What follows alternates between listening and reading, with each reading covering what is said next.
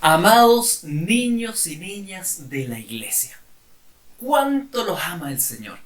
Ustedes son un tesoro especial del Padre Celestial.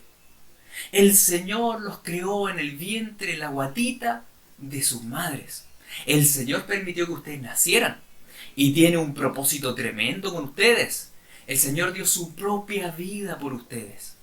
Y fíjense que en el libro de Hechos, en el capítulo 2 dice: en los postreros días, es decir, en los días finales, dice Dios, derramaré mi espíritu sobre toda carne, y vuestros hijos y vuestras hijas profetizarán.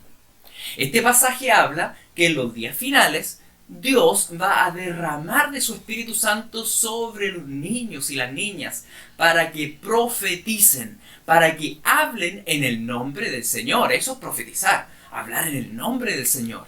Ustedes, niños y niñas, están llamados a hablar y a predicar de Cristo, a hablar en el nombre de Jesús. Ustedes están llamados a que puedan decirle a sus familiares, a sus padres, a sus abuelos, a sus tías, a los amigos, que Jesús ya viene. El Señor los escogió a ustedes para llenarlos de su Espíritu Santo y para que ustedes puedan decir a viva voz a todos los que se encuentren y les recuerden que Jesús está a punto de venir. Por tanto, yo los quiero animar y los quiero invitar a que ustedes se atrevan, a que sean guiados por el Señor y le digan a sus familiares que Jesús está pronto a venir y que por tanto se vuelvan a Él. Prediquen de Jesús. Prediquen de Jesús a su familia, en sus colegios. No tengan miedo, porque ustedes están en la palma de la mano de su Padre amoroso que está en los cielos. Él va a poner palabra en ustedes, Él los va a guiar. Así que, queridos niños, anímense, porque el Señor les tiene esta tarea muy importante a ustedes, de hablar en su nombre y predicar de Jesús y de que Él viene pronto. Que les vaya bien. Hola chiquillos, ¿cómo están? Espero que estén todos bien. Espero que puedan estar disfrutando este día en sus casitas. Hoy día les quiero hablar sobre Zacarías. El título de la clase se llama Una relación renovada. Y quiero comentarles, o sea, que los quiero invitar a orar primeramente, ¿les parece? Para que puedan cerrar sus ojos. Bien, Señor, te agradecemos por este día, te agradecemos por cómo tú nos das nuevas fuerzas cada mañana, tus misericordias también se renuevan cada mañana y nos permite, Señor, estar un día más de pie. Gracias porque podemos escuchar tu palabra, porque tú eres quien finalmente se revela a nuestros corazones y nos hace entender más de tu palabra. Por lo mismo te pedimos, Espíritu Santo, que nos dé el entendimiento para poder estar atentos a lo que tú también nos quieras ir mostrando y nos puedas ayudar en comprenderla. En tu nombre, amén. Chiquillo, em, le quiero contar cómo va a estar el tema dividido. Les voy a hacer un contexto de Zacarías, les voy a explicarles más o menos en qué año vivió, en qué situaciones él se encontraba, quién fue. Y después les quiero hablar del desarrollo como de Zacarías. Zacarías fue un profeta que tuvo varias visiones, sueños en su vida, donde Dios se le revelaba a él y vamos a ver uno de esos sueños que él tuvo y poder relacionarlo con cómo finalmente Jesús se muestra en su vida y, y después cómo lo podríamos llevar esto a la práctica en nuestras vidas personales. Así que les cuento primero sobre el contexto, ¿les parece? Bien, lo primero que tienen que saber es que Zacarías se une a Ageo, que Ageo fue un profeta que también vieron la semana pasada, el domingo anterior, y más o menos ambos estuvieron viviendo más o menos en el año 500 antes de Cristo, más o menos. ¿En qué situación se encontraban? Ellos eran del pueblo de Israel y habían sido desterrados de su tierra, estaban en un exilio y se encuentran en la situación de volver a Babilonia, de volver a Israel. Se encontraban en Babilonia y en base a este contexto ellos invitan al pueblo de Israel a poder animarse para que puedan reconstruir un templo que había sido derrumbado, el templo donde iba a morar la presencia de Jesús. Bien, bueno, primero les cuento qué trabajo había hecho el profeta Ageo antes de que Zacarías interviniera. Primero, Ageo había retado al pueblo de Israel constantemente para que pudiesen reconstruir este templo.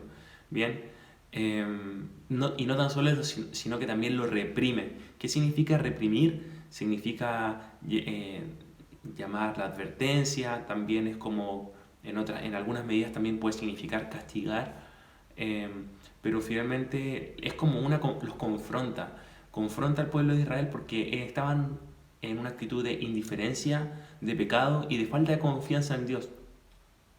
Hay en algunos comentarios que dice que el pueblo de Israel cuando vuelve a su nación, primero se preocupan de poder reconstruir sus casas antes que el templo. Y ahí, por ejemplo, podemos ver un indicio de cómo el hombre se preocupa primeramente de salvar su propio pellejo, sus propias pertenencias personales, antes que honrar o antes que trabajar en la obra del Señor que Dios había encomendado a Israel. Y también Ageo lo último que hace es, Dios lo usa para un avivamiento del pueblo de Israel. ¿Qué significa avivamiento? Es como un despertar de la fe en Jesucristo, de varias personas. Entonces Israel en ese proceso se arrepiente también de sus pecados y le pide perdón al Señor también por su indiferencia y empieza también a trabajar en esta obra del templo. Pero no fue tan fácil. ¿Por qué? Porque por esa razón el Señor manda al siguiente profeta, que es Zacarías. Y Zacarías no hace algo tan distinto a lo que ya había hecho Ageo. Zacarías lo que hace principalmente es volver a llamar al pueblo de Israel a que se pongan, que se pongan las pilas o que le pongan empeño, esfuerzo, que perseveren, que sean constantes en ser obedientes, en volver en reconstruir este templo, porque es lo que Dios le estaba llamando a hacer. Y, y, y como ustedes pueden ver, entonces Dios usa tanto a Ageo como a Zacarías como un intermediario eh, para hablarle al pueblo de Israel, para finalmente transmitir un mensaje, bien, un mensaje. Y por último, también anima al pueblo Zacarías y también lo llama a arrepentirse. Y no tan solo eso, sin que se arrepientan de sus pecados, sino que algo súper importante es que les reafirma promesas y bendiciones futuras que vendrían, que Dios ya había dictaminado desde antes. Bien, por la reconstrucción del templo. Entonces, para ir terminando el contexto, algunas cosas que también es importante que sepan. ¿Qué significa Zacarías? Su nombre significa Jehová se ha acordado. Bien, es importante relacionar esta definición de lo que significa Zacarías. Jehová se ha acordado porque me puede dar como una noción de relacionar. Entonces Dios, me imagino que lo más probable es que haya usado a Zacarías para recordarle al pueblo, para animarles nuevamente, para finalmente recordarles a Dios. ¿Bien? Eso significa Zacarías.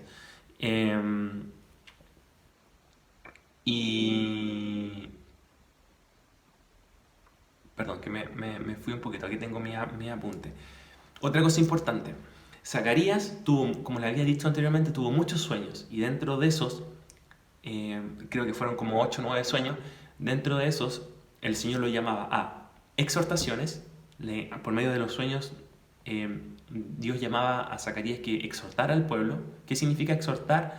Finalmente confrontar al pueblo en amor y en verdad para llevarlo a Cristo, para que se pudiesen dar cuenta de sus pecados, para que se pudiesen dar cuenta de lo que no estaban haciendo bien y pudiesen arrepentirse de ello y poder buscar del Señor. También en sus sueños Dios usa, le da palabras de esperanza en la restauración de Jerusalén y del templo. Eso quiere decir de que habían promesas de que se iban a cumplir, de que Jerusalén iba a volver a reconstruirse, de que iba a tener un nuevo templo. También les habla en los sueños del perdón del pueblo por sus pecados pasados, para que no se siguieran autocondenando y para que también estuviesen tranquilos de que Dios realmente iba a perdonar a su pueblo. También sobre la purificación por la acción divina, bien, que iban a ser purificados por el Señor, y el advenimiento de la futura edad mesiánica, finalmente de lo que iba a venir. Entonces, ¿cómo vamos a relacionar todo esto con la obra de Jesús? ¿Cómo finalmente Dios finalmente se revela a Zacarías y cómo podemos ver las características del Señor? Para eso vamos a leer Zacarías capítulo 1 del versículo 7 al 17. Y quiero que mientras tanto lo busquen en sus Biblias. Le doy unos 20 segundos para que vayan a buscarla si es que no la tienen. Abran el libro en Zacarías. Zacarías, por si acaso, está, bueno, después de Ageo. Si es que la semana pasada vieron Ageo, estuvieron ahí con su Biblia, el libro que viene después. Y está casi al finalizar, si no me equivoco, el Antiguo Testamento. El penúltimo libro. Está Zacarías, luego viene Malaquías y viene el Nuevo Testamento. Así que está como en la mitad de la Biblia, más o menos. Bien, lo encontraron, capítulo 1, del versículo... ¿Cuál había dicho? Del versículo 7 al 17. Se los voy a leer y luego vamos a ir entendiendo qué Dios le va mostrando a Zacarías a través de este sueño. Una cosa importante, lo voy a leer en la versión NTV, porque es más fácil de leer. También lo tengo en la Reina Valera, si es que lo tienen, en la NBI, y si hay algunas palabras que a lo mejor no vamos entendiendo, la idea es que la vayamos aclarando ahí en el desarrollo. Ya. Versículo 7 dice: 3 meses después, el 15 de febrero, el Señor envió otro mensaje al profeta Zacarías, hijo de Berequías, nieto de Ido. En una visión durante la noche, vi a un hombre montado en un caballo rojo que estaba entre unos arrayanes, que son unos árboles por si acaso, en un pequeño valle. Detrás de él había jinetes en caballos rojos, otras personas en otros caballos, marrones y blancos, de distintos colores. Le pregunté al ángel que hablaba conmigo: mi señor, ¿qué significan estos caballos? Refiriéndose a los distintos colores.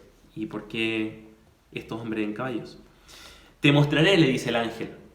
Entonces el jinete que estaba entre los arrayanes me explicó: son los que el Señor ha enviado a recorrer la tierra. Vamos a hacer un stop.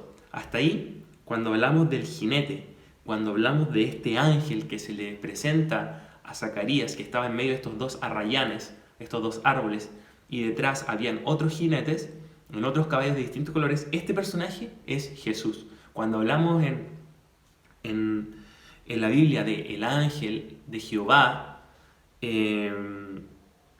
o en este caso de la NTV, que solamente menciona ángel, se refiere a Jesucristo, ¿ya? Recordemos que Jesús no tan solo ha existido desde que lo vemos en su nacimiento, en Belén, en el pesebre, sino que ha estado en el transcurso de toda la historia. Antes de que Él naciera antes de que Él se hiciera hombre, o sea, que se pudiese revelar a nosotros como un hombre, Él ya existía. Entonces se le aparece en este sueño a través del jinete a Zacarías. Y le dice: mi señor, ¿qué significan estos caballos? Ya, y voy en el versículo 11, y dice: entonces los otros jinetes le informaron al ángel del Señor, o sea, a Jesús, que se encontraba entre los arrayanes, y les dice: hemos estado recorriendo la tierra y el mundo entero está en paz. Bien, al escucharlo, el ángel del Señor, Jesús, elevó la siguiente oración: oh Señor de los ejércitos celestiales, durante los últimos 70 años has estado enojado con Jerusalén y con las ciudades de Judá. ¿Cuánto tiempo más pasará para que vuelvas a mostrarles compasión? Entonces el Señor le habló palabras buenas y consoladoras al ángel que conversaba conmigo. Algo súper importante que tienen que saber. Cuando Jehová hace esta oración, cuando Jehová o el ángel o este jinete que estaba entre los dos arrayanes escucha a estos otros jinetes de la información de que estaban simplemente recorriendo la tierra y le entregan de que la tierra estaba en paz y tranquila, ¿qué es lo que hace este ángel? Jesús eleva una oración ¿a quién? Aquí dice al Señor de los ejércitos celestiales. Estamos hablando de Dios Padre, ¿bien? A su Padre. ¿Y qué le dice? Clama. Y esta parte es súper importante porque dice que... perdón, que me fui.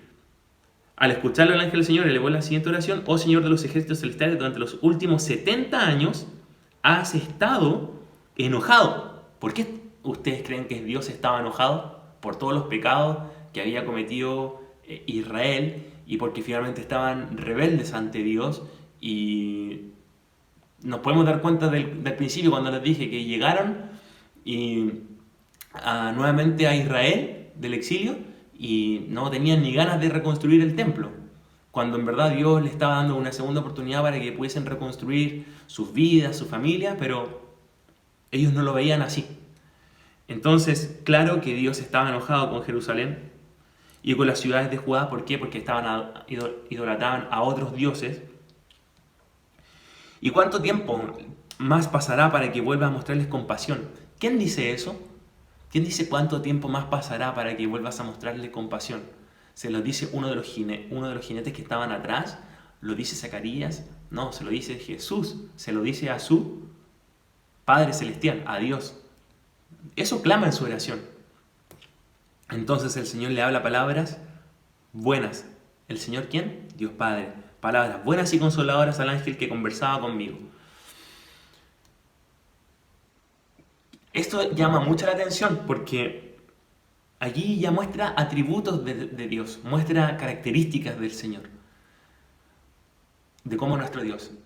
¿Qué podríamos interpretar? ¿Cómo es Dios? Dios se muestra de una manera súper arisca o indiferente ante esta petición de Jesús, del ángel de Jehová, o se muestra de una manera bondadosa, misericordioso, con palabras buenas y consoladoras.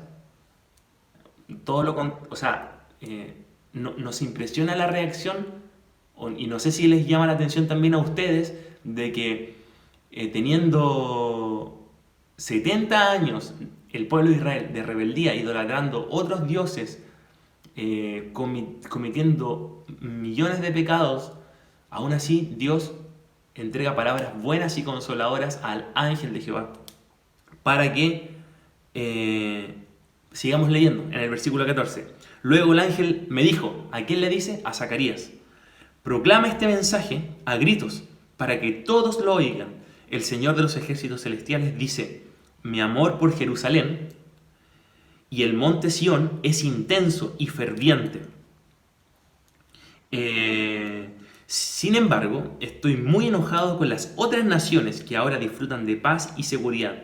Solo me enojé un poco con mi pueblo, pero las naciones le causaron mucho más daño del que me proponía. ¿Qué encomienda Jesús, el ángel de Jehová, a Zacarías? Que pudiese proclamar este mismo mensaje. ¿Cuál? De que el amor de Dios por Jerusalén y el monte de Sión es intenso y ferviente. O sea, un mensaje de esperanza, un mensaje de amor. Y claro, y también de que Dios está muy enojado, pero con las otras naciones. ¿Con quiénes? Con los que siguen en pecado, con los que no se arrepintieron, con los que pertenecían, quienes finalmente no pertenecían al pueblo de Israel. Y que claro, solamente se había enojado un poco con el pueblo de Israel, pero con las otras estaba mucho más sentido por el daño del que le habían causado a Dios. Bien. Por lo tanto, para ir finalizando hasta el 17, voy a leer 16 y 17. Por lo tanto, esto es lo que dice el Señor. He vuelto a mostrar misericordia a Jerusalén. Misericordia, lo que habíamos hablado anteriormente. Mi templo será reedificado, dice el Señor. Y ojo acá, porque también es súper importante eso, porque hay una promesa de que el templo va a ser reedificado. Dios no dice, tal vez va a ser reedificado. A lo mejor alguna vez será, sino que dice, mi templo será reedificado. O sea, es una verdad, no lo pone en duda. Es una afirmación. Dice el Señor de los ejércitos celestiales, y se tomarán las medidas para la reconstrucción de Jerusalén.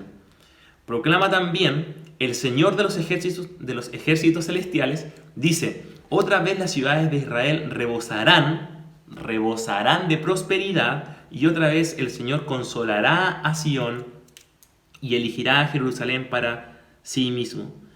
Rebosarán de prosperidad y otra vez el Señor consolará a Sión y elegirá a Jerusalén para sí mismo. Entonces, para que vayamos por parte, haciendo un recuerdo, vemos que Dios se muestra de una manera súper consoladora, amorosa, con palabras buenas al ángel de Jehová que hace esta petición a Dios. ¿Hasta cuándo iba a estar enojado? Y Dios le entrega palabras buenas. Luego podemos pensar por qué debiese de tener ¿por qué Jesús pedía consuelo? Porque podemos también darnos cuenta de que el pueblo de Israel caía una y otra vez constantemente en pecado, no se arrepentía, vuelven a Israel y no tienen las ganas de reconstruir el templo, se rebelan ante el Señor. Y aquí es donde también yo les pregunto a ustedes, y también la pregunta es para mí, ¿somos obedientes a lo que el Señor nos llama a hacer? ¿Somos obedientes a lo que el Señor nos pide que hagamos muchas veces y somos indiferentes? ¿Lo pasamos muchas veces por alto, desapercibido? Escuchamos pero no hacemos los lesos. Sabemos que tenemos que hacer esto, pero al final hacemos esto otro. O al final no hacemos nada. Eso nos lleva a reflexionar. Nos lleva a reflexionar porque el pueblo de Israel finalmente somos nosotros. Somos igual a ese pueblo de Israel de 2500 años atrás. Actuamos de la misma manera. Pero ¿qué es lo que pasa? Aparece un Salvador. ¿Quién es ese Salvador? El ángel de Jehová. ¿De qué manera se refleja? Le dice a Zacarías, por medio de un sueño. Y esto es algo súper importante porque ¿quién es el que toma la iniciativa? ¿Quién es primeramente Dios, el que tiene el control de todas las cosas y se revela por medio de un sueño a Zacarías? Jesús. Jesús es quien lo hace. No es que Zacarías va buscando y corriendo, sino que a pesar de ser obviamente un hombre que Dios elige para poder hacer la labor de profeta y sacerdote a la vez, pero Jesús es finalmente quien le entrega este mensaje. ¿Y qué es lo que aparece en este sueño? Que Jesús intercede por Zacarías y por el pueblo de Israel pidiéndole clamaba al Jehová de los ejércitos celestiales, a este Dios poderoso, a nuestro Dios Padre, para que tuviese misericordia del pueblo de Israel. Y eso es súper importante de considerar, porque vemos que una vez más, al igual como Jesús lo hizo muriendo por nuestros pecados, Jesucristo es quien toma la iniciativa y se preocupa de velar y de interceder por nosotros, por los pecados nuestros. Es finalmente quien nos justifica de nuestros pecados, es finalmente quien intercede por nosotros ante el juicio de nuestro Padre Celestial. Y por otra parte, el Padre Celestial responde con palabras buenas, aquí dice con palabras consoladoras, y no tan solo eso, sino que también Jesús le dice a Zacarías después de que transmitiera este mensaje con quienes, con el pueblo de Israel, porque el amor de Dios en Jerusalén y el monte de Sión es intenso y ferviente. ¿Se imaginan ese amor intenso y ferviente? Muchas veces nosotros decimos, oh, yo quiero mucho a mi papá, yo quiero mucho a mi mamá, o a, no sé, a algún familiar o algún amigo cercano, al perro, al gato, no sé. Pero este mensaje habla de un amor intenso y ferviente, que es un amor ágape, es el amor que Dios tiene con nosotros, es un amor que no lo podemos muchas veces entender, porque se escapa de nuestro intelecto, se escapa de nuestra comprensión, de nuestra razón. Es un amor que solamente lo vamos a poder, o sea, que todavía que nos cuesta entender y que solamente lo podemos experimentar cuando estamos cercanos a la presencia del Señor y en medio de Él lo podemos ir contemplando. Y finalmente, Jesús le pide a Zacarías que entregue este último mensaje. ¿De qué? De prosperidad y de consuelo. Porque al final dice, y otra vez, nuestro Padre Celestial, este Señor de los ejércitos celestiales, las ciudades de Israel rebosarán de prosperidad.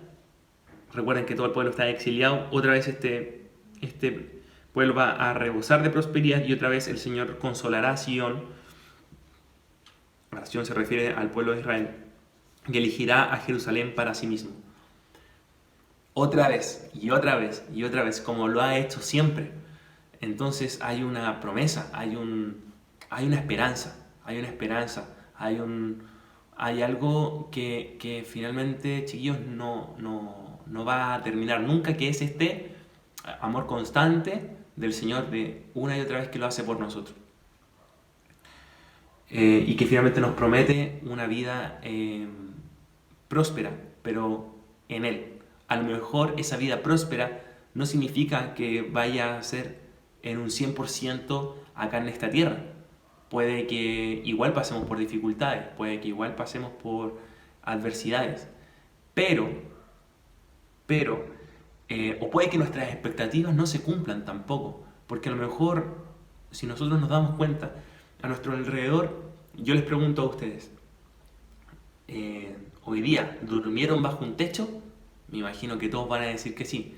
Hoy día hayan tomado o no hayan tomado desayuno y lo vayan a hacer en un rato más, ¿van a tener para comer? Lo más probable es que todos me digan que sí. Entonces, muchas veces tenemos expectativas que están por sobre lo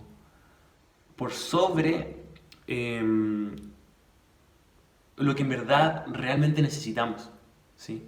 Y los quiero animar primero a ser agradecidos con el Señor, a que también se puedan arrepentir si es que han sido rebeldes en el Señor en algún área y que puedan pedirle al Señor que les ayude, porque nuestra naturaleza, por esencia, por sí solos, no vamos a querer buscar del Señor por nuestra propia naturaleza, porque hay pecado en nosotros constantemente. Pero si le pedimos con un corazón humilde a Dios que nos ayude, que pueda nuevamente poner ese amor en nosotros para con Él, Dios aquí dice en su palabra, Él entrega palabras buenas y de consolación, y también muestra que es un Dios misericordioso y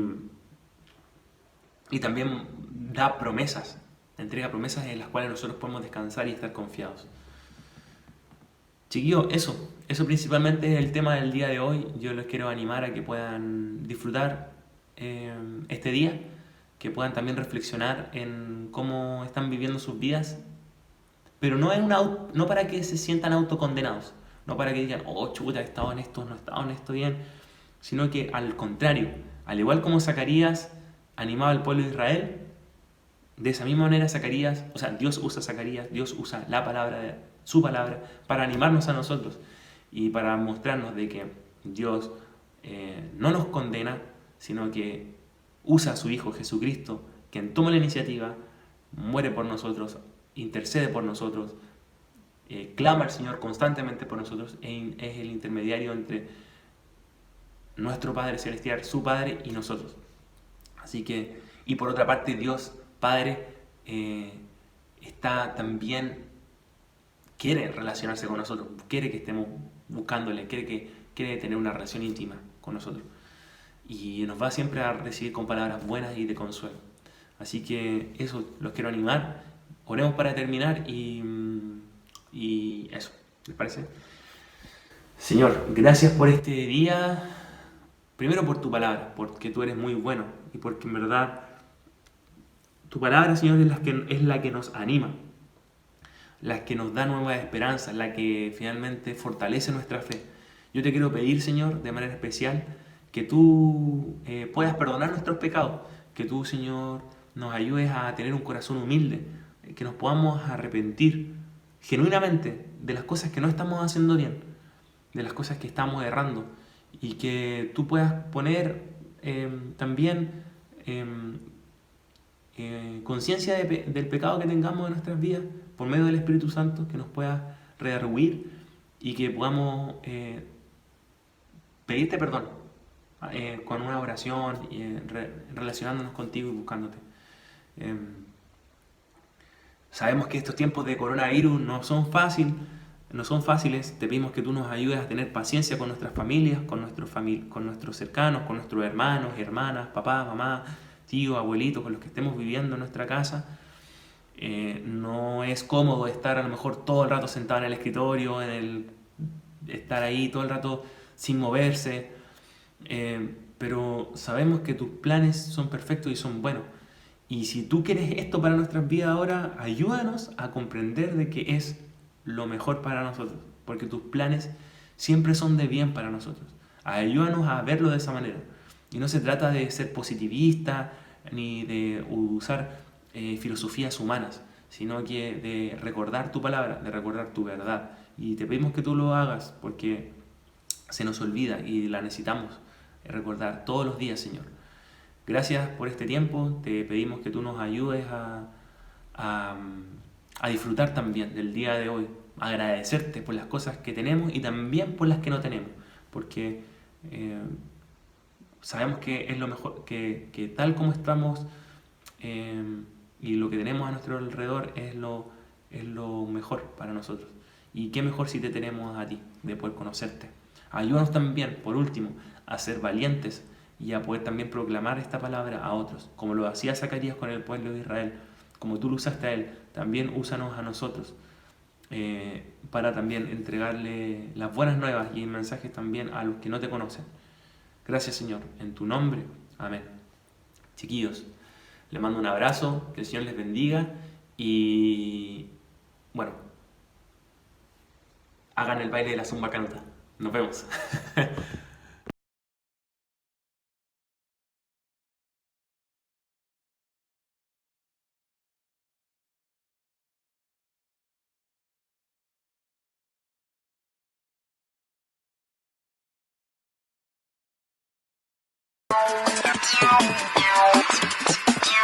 No puedo dejar de cantar, no puedo dejar de brincar, no puedo dejar de alabar y bendecir tu nombre. Cantaré de tu nombre, oh Señor, de tus maravillas contaré y solo en ti me alegraré. En tu presencia danzaré y con regocijo entraré ante tus puertas, mi Señor. Con alegría y con gozo en mi corazón, alabaré y declararé al mundo que no puedo dejar de cantar, no puedo dejar de brincar, no puedo dejar de alabar y bendecir tu nombre. No puedo dejar de cantar, no puedo dejar de brincar, no puedo dejar de alabar y bendecir tu nombre. Cantaré de tu nombre, oh Señor, de tus maravillas contaré y solo en ti me alegraré. En tu presencia danzaré y con regocijo entraré ante tus puertas, mi Señor.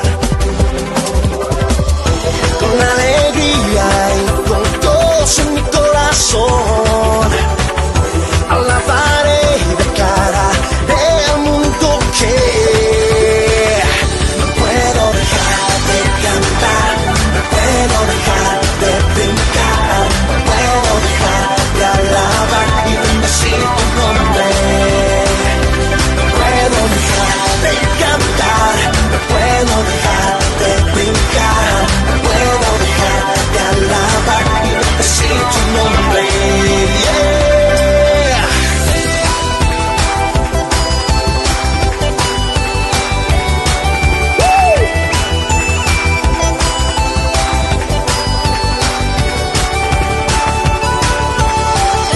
Con alegría y con gozo en mi corazón, alabaré y declararé al mundo que